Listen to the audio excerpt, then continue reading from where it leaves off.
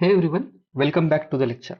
In this video, we are going to cover narrow transformation, wide transformation, lazy evolution, and life cycle of Spark applications.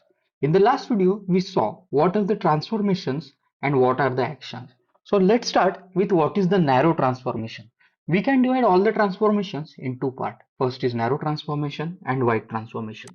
So here it is your Spark application and it is one executor node that has three partitions. I have created this scenario for understanding. So you can see here in your all three partitions you have a department as a department and its type. Okay. So here you can see if I applied the filter transformation on that and I want to filter the departments where the department is sales department, right? So how the narrow transformation will work? So in every partition, the transformations will executed, right? So the transformation will executed and here you can see the department that is sales from all the three side.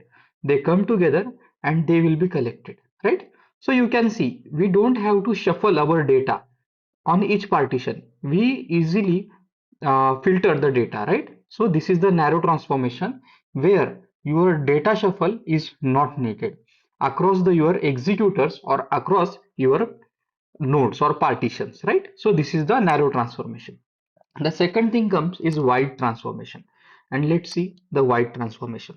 Here I have created again the same example for wide transformation. And let's see here what operation we have done. So you can see here on data frame, we have done group by department and then we have count, right? So we have to count how many records from each department is there, right? But how we can do that? Because you can see in the first executor, all the three departments are there. In the second executor, in the third executor as well, right? So in that scenario, what will happen? An exchange will be created internally. And in the exchange, you can see by your key, your data is shuffled. And here you can see I'm shuffling my data. First, I will shuffle for sales, then I will shuffle for the IT department, and then I will shuffle for the other finance department, and you can see your data is shuffled across the different partition or different executors, right, or different slots. And then after that we can perform the narrow transformation or the action count action on that, and we can count the department wise, right? So this is the wide transformation. So I hope you understood what is the narrow transformation and what is the wide transformation. Basically in narrow transformation there is a no need to shuffle your data across the executors or across the slots, right? And in wide transformation, you have to shuffle your data. So let's see what are the narrow and wide transformations. So here you can see these are the list of most of the transformation that we use and that are available in Spark 3, right? So these are all the transformation. I have grouped them. We will see those transformation in later in detail. And these are the list of actions. So in the previous lecture, I told you when we call any action, then our code is executed, right? And that time, the all transformation and all the DAGs or DAGs will be executed. So let's see what is the lazy evaluation, and this process is called lazy evaluation. Okay, so what is the lazy evaluation?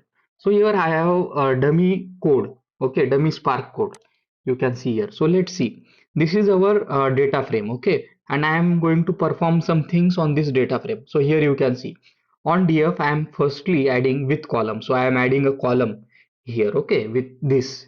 Then I am again adding another column in that. This is the second transformation. With column is a transformation. Then again I am adding a column in that. Okay. So these are all the transformations. And after that there is a show method. So you can see here I have added three columns. But this is not executed at every steps. When only the method, that is show method, and show is a action. Show, collect, and all things are action. When I call show method on the data frame, then DAG is submitted to your executors and executor will perform the operations or perform start the process and execute whole your DAG. And this thing is called lazy evaluation. You can see when show is called, then whole your process is executed. So on transformations are not executed, the when you call action that is executed, that will execute your Spark application. Every action leads to a job in a Spark application. If you submit a Spark application that we saw in previous lecture, so I will show you. You can see every action, your every application contains multiple jobs, and your multiple jobs contain multiple stages, and your multiple stages contain multiple tasks. So this is how your Spark transformations will work and lazy evaluation will work. So let's see the next thing, that is Spark application lifecycle. So how Spark application exactly performs? So first user submits the application to the cluster in the client mode or cluster mode. We will see the mode in the later videos. After that, driver initializes the Spark session.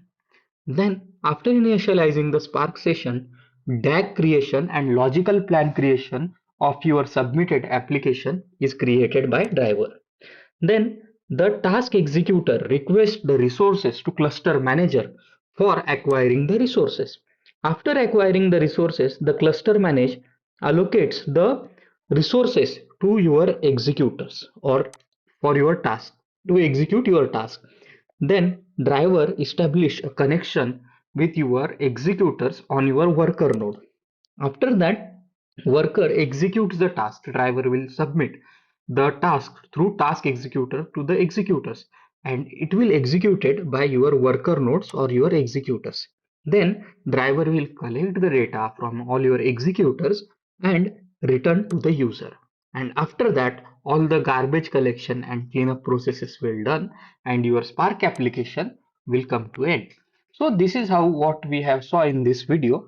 I will see you in the next video where we will see what are the different execution modes, how we can execute the Spark application, execution model, what are the different types of clusters. So till then, keep learning, keep growing.